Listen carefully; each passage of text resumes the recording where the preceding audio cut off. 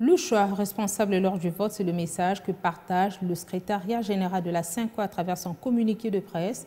Il attire l'attention des électeurs sur ce rendez-vous aussi important pour l'avenir de la République démocratique du Congo. Ces derniers sont observés les objectifs de compétences et les probités morales de profil de chaque candidat.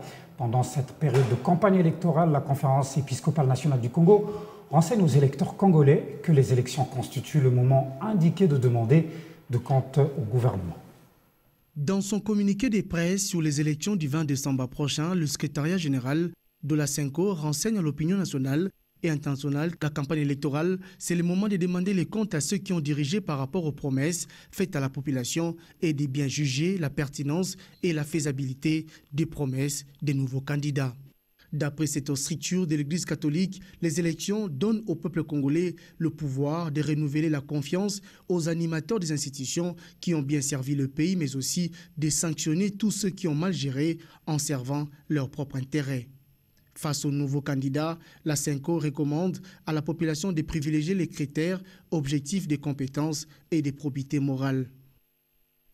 Elle exhorte la population de prendre donc conscience de sa responsabilité en tant que souverain primaire en disant non aux opportunistes qui changent de camp à la recherche des intérêts personnels, non à ceux qui prennent comme suppléants les membres de leur famille, non à ceux qui postulent à tous les niveaux, non aux tribalistes et aux népotistes, non à l'achat de conscience.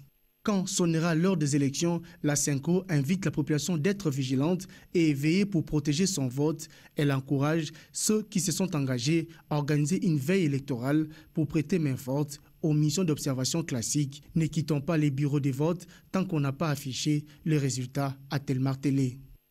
Quant à la CENI, la SENCO dit qu'il lui revient de garantir la transparence des opérations de vote et de dépouillement par le respect des dispositions légales. À en croire cette stricture de l'Église catholique, l'Église reste au milieu du village.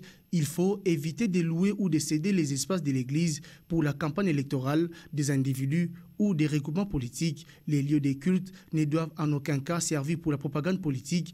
Il est interdit, d'après la SENCO, d'accorder la parole aux acteurs politiques pendant les célébrations eucharistiques ou toute autre activité ecclésiale pour battre campagne. Dans sa prière, la SENCO exhorte que l'Esprit Saint éclaire toutes les parties prenantes au processus électoral afin de gagner le pari des élections crédibles, transparentes et apaisées pour l'avènement d'un Congo plus beau qu'avant.